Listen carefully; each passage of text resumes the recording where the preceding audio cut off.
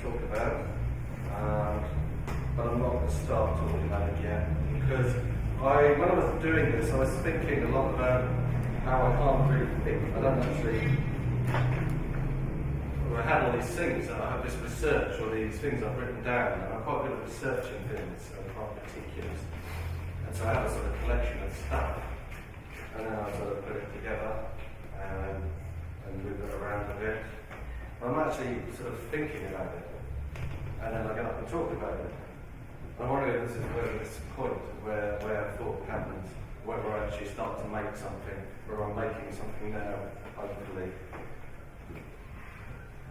from these authorities. It's like a sort of froth. Stuff from you coming in and my stuff in my mouth coming out, and it's this sort of baroque froth which will harden, which is a bit like your ectoplasmic stuff.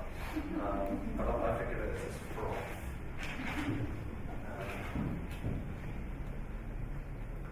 So, a condensation and a distillation which may result in a sublimation or a bucket of sludge. There are many possible things to say. There's loads of things to say. I had so many things to say that I started making a list of, I'll tell you what I can't say, and that's a really stupid idea because that's basically everything. So now it's going to have this very narrow focus. So there's so much more I can say about Malevich, Black Square, with a dam, things like that. I'm not going to do that. I'm just going to be very, very narrow. One, leaving the pathways marked. I'm not even going to tell you where some of the quotations come from, it just gets too complicated. So this is Malevich.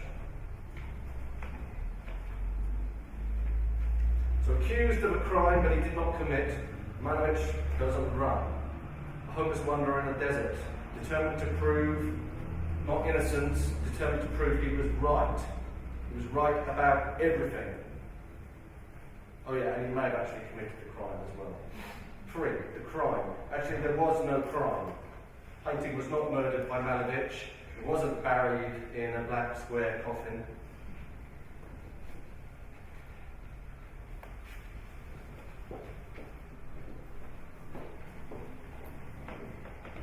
More like this.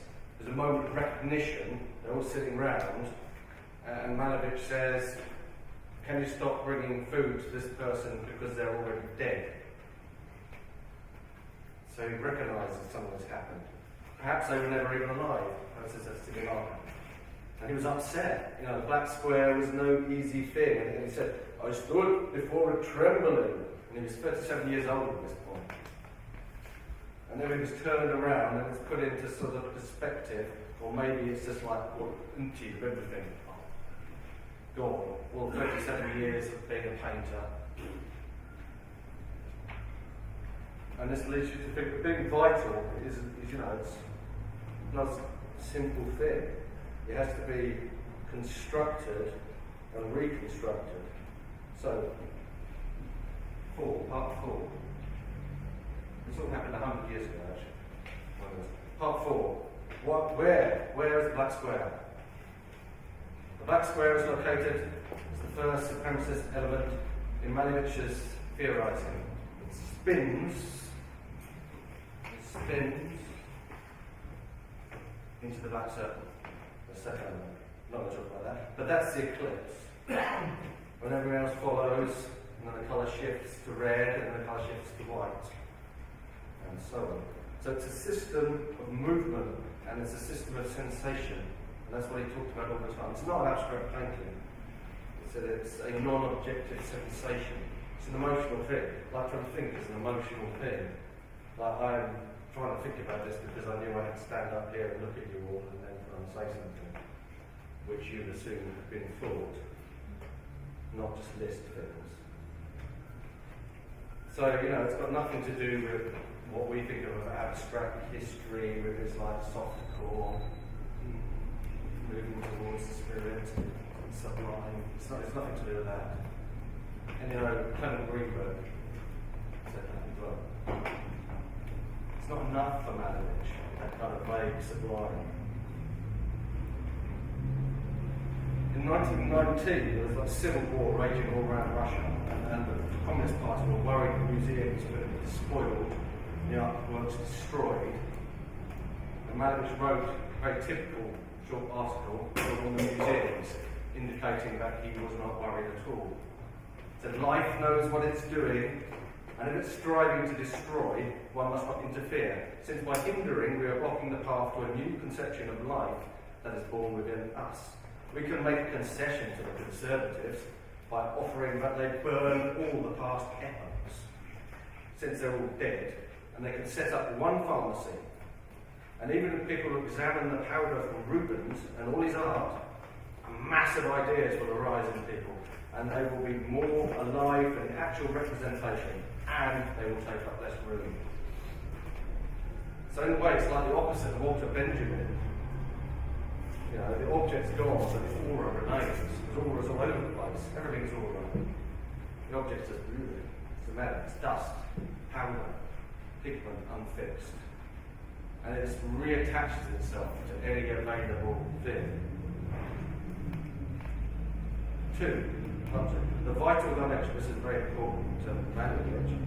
For our purposes, here, now, think about this, existing is not the same as being alive, as people are sort of talking about. And consciousness and the vital are maybe not the same thing. There's a constant feeling for Malevich.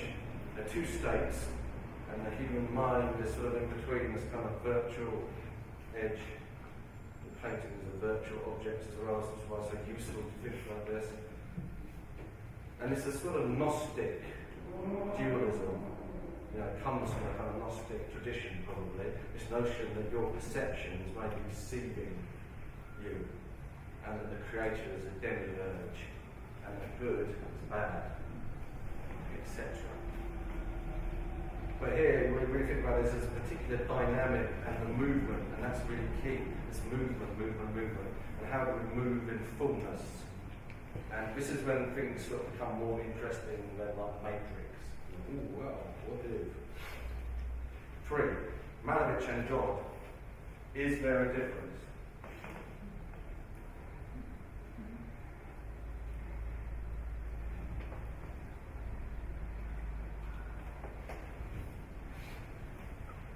Malevich is frequently described as a mystic, particularly later by the constructivists and by the social realists who painted him. And they're insisting that art should be at the service of something, should be at the service of a proletarian revolution. Malevich thought that these people were wrong and stupid and naive in their thinking, and he was a very forceful expresser of his opinions, whatever they happened to be at the time. And we did not understand the difference between mysticism and metaphysics. He said, if anyone has comprehended the absolute, but comprehended nothing. And he wrote this text of God is not cast down, presenting a view of the universe experienced within the brackets of an all-encompassing unknown. And man is totally immersed within this universe and is moving within its matter as a sort of pulsation or a rhythm. Sven Klednikov talked about a heartbeat economy. That's the only kind of money we have. And there's a split between the split of stimulus and the perception of the world, the real and the natural. And the world is a non-hollow porosity, and there's an infinite mesh of these rhythms in which it's impossible to separate. And the essay attacks the materialistic basis of constructivism and their worship of the factory and comparing. He just says that's like the church, and just the church are the same. And fruitless utopianism is searching for perfection, for technical perfection, for God, and you're demanding present, being miserable. As we'll find that the attainment of God or perfection is, in the absolute is just nothing, it's just a prejudice, it's a human prejudice. And Malevich, in contrast, presents his view. He says the universe is composed without form, nothing exists, it can't be comprehended except as this movement within the completeness, and the viewer is immersed, and it's something or it's nothing, and it doesn't matter. And God is a non-thinking state, and a state of eternal rest, who as such cannot know or seek to know what occurs in the created universe. And any proof is simply the appearance of the indemonstrable. Man is the opposite of God. He can't bear rest, for it signifies non-existence.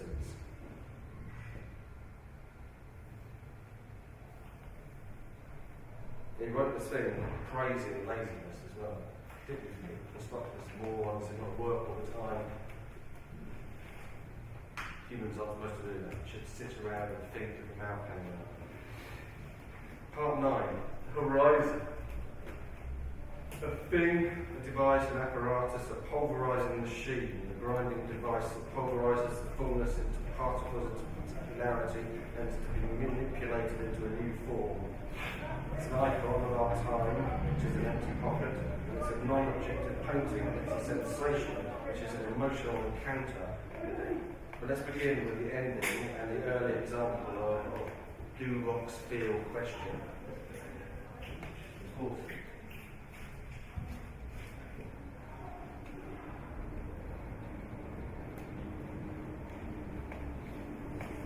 She'd written this. Ellen the Guru. Ellen the Guru was well liked.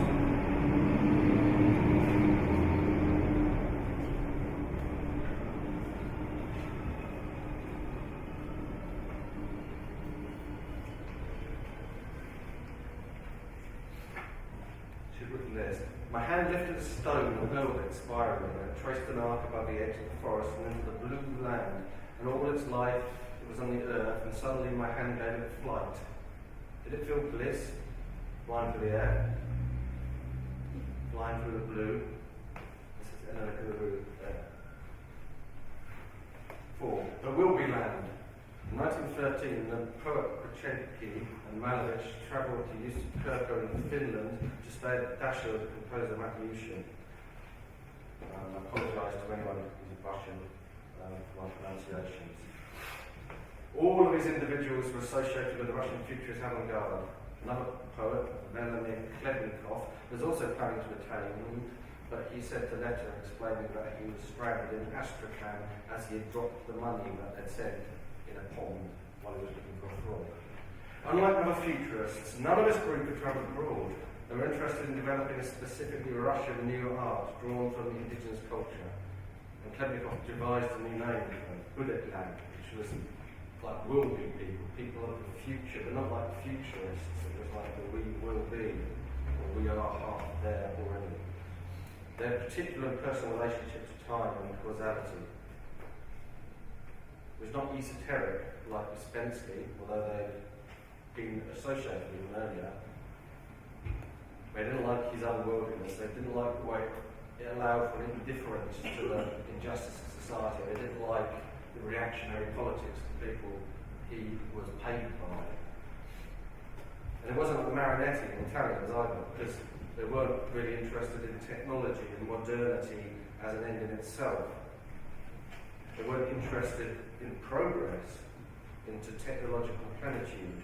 The Wilbin land is an evolution of the mind, an imminent present that has to be individually realised, and it's a slip and a side, and a slip, side, step, sliding over there, away, just there, and here, all around. And Malevich has long ago painted conquered time and space, whereas technology is still trying to fight its way for an open door.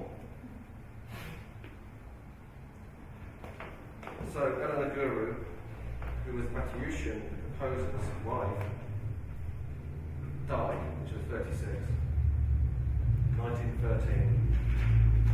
Same just before this next bit happens.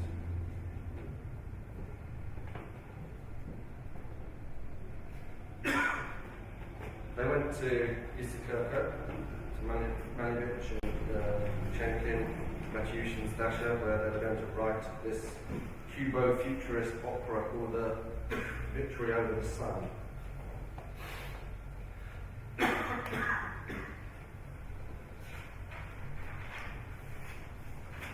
Guru had been very well liked. She was kind of forgotten in the West, but she's an interesting poet. And she's the complete opposite of these kind of machismo, bombastic figures. She had this strange work that kind of came from symbolism. Water.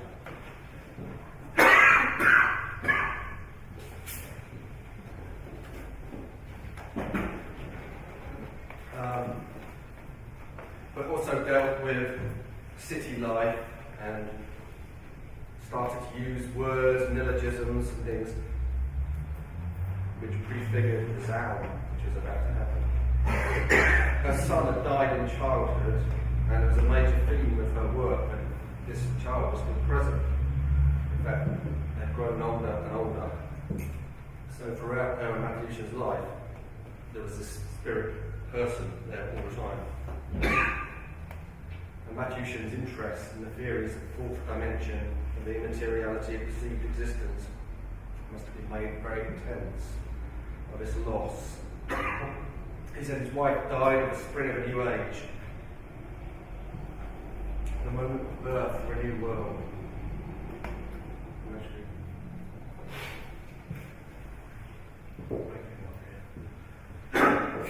Emotion. Some sort of air in my throat. Anyway.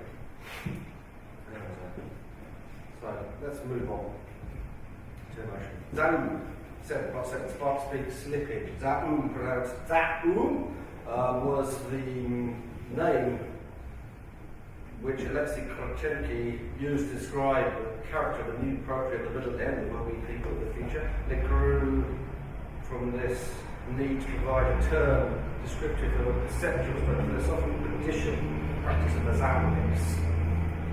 The word is constructed from two Russian terms, meaning mind, and za, going outside, like going outside the city wall, something like that. And Peter Schmidt has translated it as beyond sense. Because it's not a negative term, it's trans-rational, but it's not nonsensical or anti-rational. It's not a negative sense or a lack of sense. It's intimation of reason and understanding operating in a more diverse way in areas that are contained within, bounded in areas that are contained within the traditional conception of rationality as a conscious ordering. Krotchenki linked it to Russian sectarian religious group, the Kishtiki sect, who achieved ecstatic states through ritual song and dance within these ship ark places where they met in the middle of the stair. And they ascended to the seventh heaven, and they burst into this glossolae outpourings. And for the little land, it was an entry into the simultaneous present of the future, rather than heaven, which was the release of new words. And he said, words die, and the world is eternally young, and the artist has seen the world in a new way, and like Adam proceeds to give things new names. So Zaumy is the process by which the individuals repeatedly bring themselves into being in the world, and it's called the gift, that's a gift, spark speech. The process is not a function of modernity, but a readjustment of culture to incorporate elements that have been sidelined by the orthodoxies of dominant culture. And the operation of this Zaumy consciousness is further defined from the introduction of the idea of shift and slip as leaky, which is like a shift and slippage in context. But anyway, quick, faster. 0, victory over the sun. A brief and inaccurate summary now. Two strong men burst through the curtain, bang. There's some arguments. The sun is imprisoned in a concrete hut. Then we visit the 10th country. The last scene of the first act begins with someone on a phone call. What's that? Sun in prison? Thank you.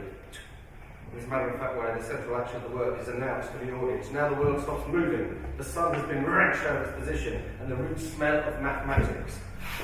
Guns and wheels melt like wax, and this is the new 10th country.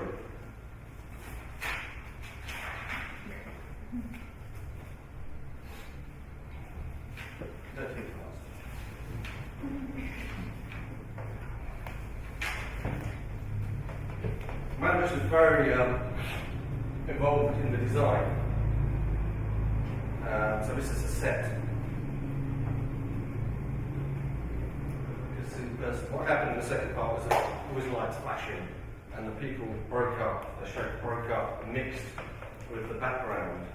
And this is a Zaumy light. Things, perspective, gone. You can no longer order things. Boom. Putting the F-ray through the stained glass, bash, crash, symbol as ash, burn, bone ground up into black dust. And at this point is where they become the Zaumy Constellation. They're finished now. Because, well, nice point to finish now. My contemporaries form a non-rational constellation of a live spirit outside the rational cultural order. This is a non-objective Zaumy spirit that will leave the paths of art. My contemporaries will see for man in the Zaumy Constellation. The constellation, everything's moving. There isn't at one point, one light, one point of view, one fixedness. Everything's constantly moving. The image of constellation is a description of the process where the ideas of individual people, each with their own distinct path, can spin into larger and larger, more observable arrangements. And the constellations spin around there, and the galaxies spin around there, and there's lots of galaxies, and then each can observe the other, each can learn a little bit. These large patterns allow for the brief emergence of fugitive systems of measurement. But you can't stay there. So even though this system, the black square, transforms briefly, Malevich said, by the 30s, I'm outside this house. I'm outside the non-objective house. It's like a black square house. It's like a house that's some premises there. I can't get in. I'm in the desert. I've broken up everything, but I've now returned. I'm now a homeless tramp. That's what life is. Life is a homeless tramp. It keeps wanting to get together with form. It keeps wanting to order itself. But then it splits apart every time. Things move apart all the time. So you're either Superman or you're a homeless tramp. And then, you know,